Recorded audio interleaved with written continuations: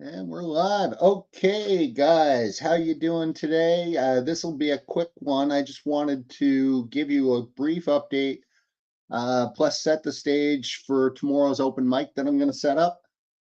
So first of all, before you do anything else, hit that like, hit that subscribe, hit that comment, all that good YouTubey stuff. Go right ahead.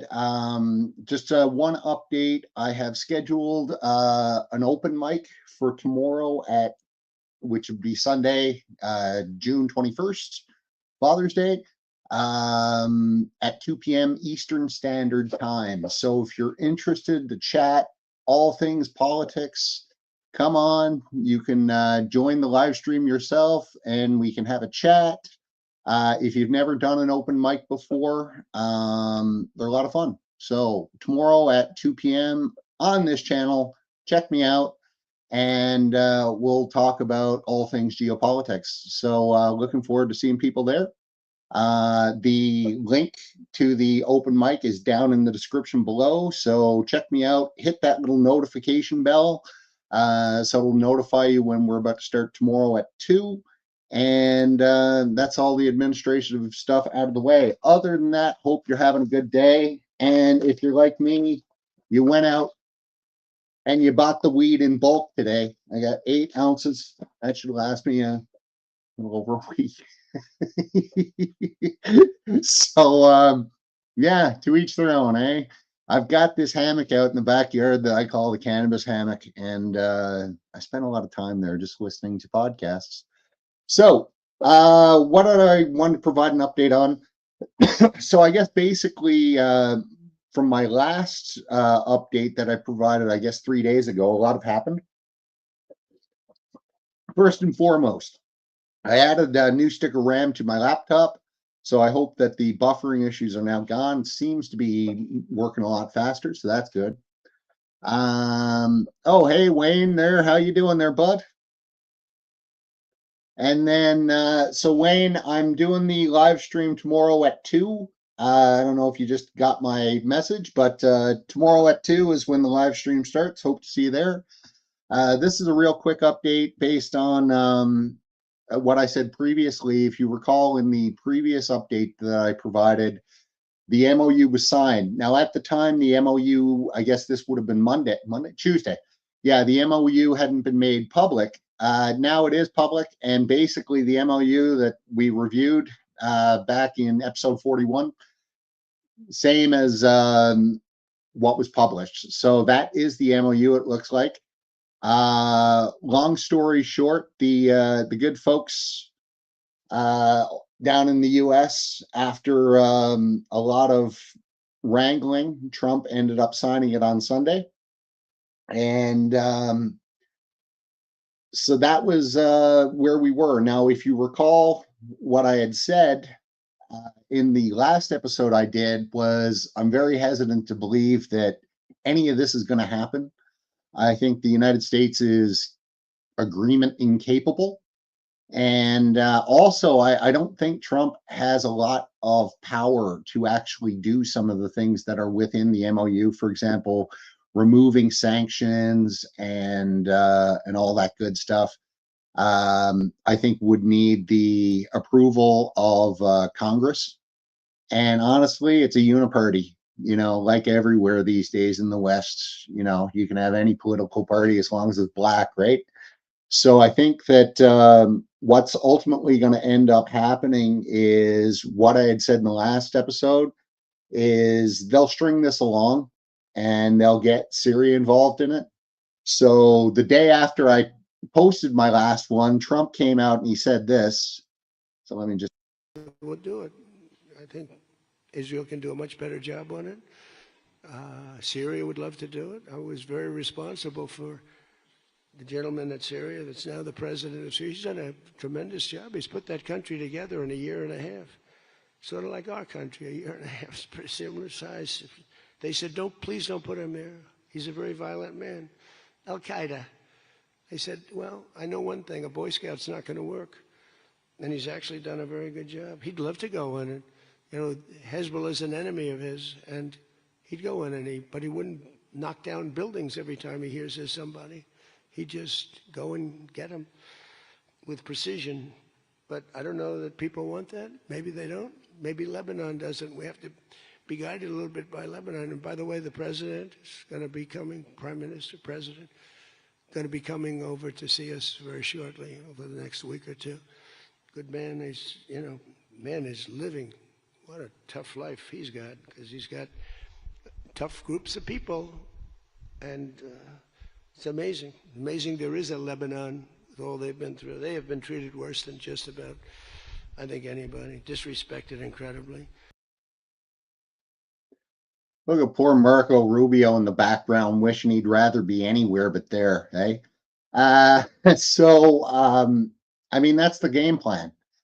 And I'm not sure if Trump is really aware, but I've been saying this since Trump got in the office and with the whole Ukraine war deal. They just want to get to the midterms. And they think that once they get to the midterms and they get their people in power, and again, it doesn't matter, Republican, Democrat, they're all the same. As long as they can get their military industrial complex people voted in, whether it be the Ukraine war, whether it be the Iran conflict, they don't care. They just want to get the people in who are going to keep the money flowing and the carnage occurring. So I think that, Trump, one thing about Trump is he says the truth, and that's why they hate him, because he blurts out a lot of stuff like he just did about, oh, this guy, yeah, he'd go in and do it. He's Al Qaeda. And it's like, my God, buddy, we've been, the American state has been conditioning people for the last 25 years to believe that Al Qaeda is a bad thing. And Trump just lets it out. Yeah, these guys are all us now. So we're all friends.